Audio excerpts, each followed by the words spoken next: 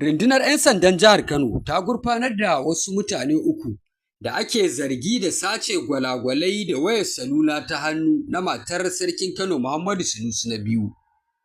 Waɗanda ake tuhuma dai sun haɗa da Suleiman Yakubu da Idris Uba da kuma Abdullahi Hassan, inda aka gurfanar da su a gaban kotu mai lamba 8 da ke No Man's Land a Kano, ƙarƙashin mai shari'a Hadiza Abdulrahman. Ana kuma tuhumar su ne da laifin haɗin kai, sata da kuma mallakar kayan sata. Sai dai sun musanta ƙunshin waɗannan zarge-zarge da aka yi musu.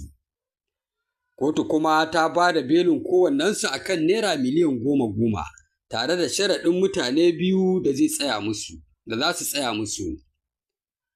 Suleiman Yakubu, wanda ke aiki a ɗakin matar sarkin Kano Muhammadu Sunusi na biyu, ana zarginsa ne da satar gwalagwalai da wayar salula da sarƙoƙin gwal, 'yan kunnaye da sarƙoƙin gwal da 'yan kunnaye da darajarsu ta kai Naira miliyan 60.